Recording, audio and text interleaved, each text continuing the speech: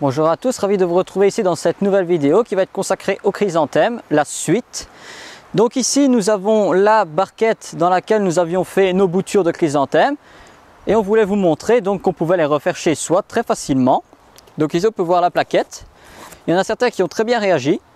3 retardataires, donc on va vérifier s'ils ont des racines ou pas. En fonction d'eux, nous les rencontrons tout de suite ou pas.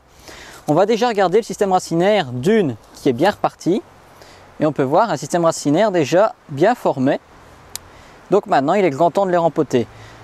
Donc ici, qu'est-ce qu'on va faire? Nous avons préparé du terreau de universel. Donc un terreau riche en NPK, azote, phosphore, potassium. Et nous avons préparé un pot.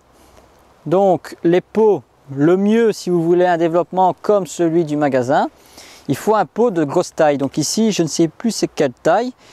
C'est 3 litres, donc ça c'est un pot de 3 litres. Le mieux c'est ce contenant-ci. Maintenant si vous voulez quelque chose de plus compact pour faire des jardinières à tout ça, là vous les mettez dans des pots de 10,5 voire 11, c'est suffisant. Donc ici on va remplir le pot tout simplement.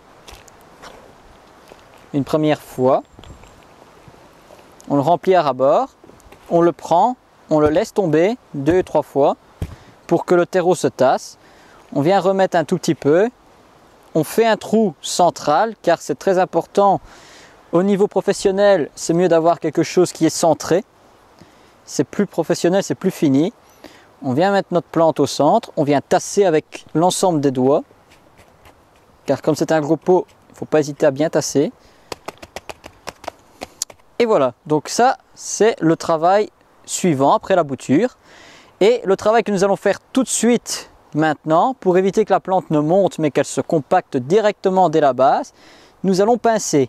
Le principe du pincement, donc j'avais déjà expliqué avec les annuelles, c'est le principe de enlever la tête pour favoriser les bourgeons qui se développent ici aux aisselles des feuilles. Donc on va prendre avec notre doigt, pincer, voilà. Et de cette manière, maintenant notre plante va plus se développer en hauteur, mais compacte. Ceux qui veulent faire un haut de tige, ils peuvent, mais il faudra mettre un treillis autour pour éviter que la plante ne penche et se casse. Donc ça c'est pour le premier. Nous allons vérifier les 3 retardataires s'ils ont déjà des racines ou pas.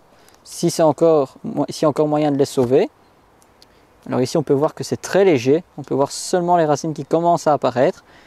Donc lui on va le laisser un peu tranquille. Celui-ci je pense que c'est raté. Ah non, il y en a encore une petite qui apparaît, donc pareil, on va le laisser. Et celui-là, bah, du coup, je pense que c'est pareil.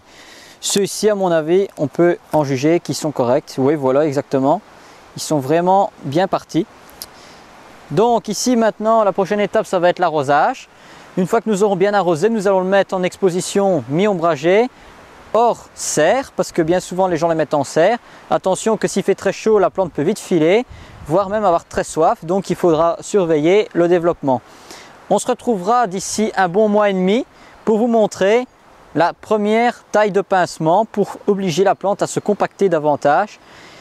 Et en attendant, je vous souhaite d'ores et déjà une bonne fin de journée et on se retrouve très bientôt pour la suite de la culture de la chrysanthème. Merci de nous avoir écoutés et à très bientôt pour une nouvelle vidéo. Au revoir.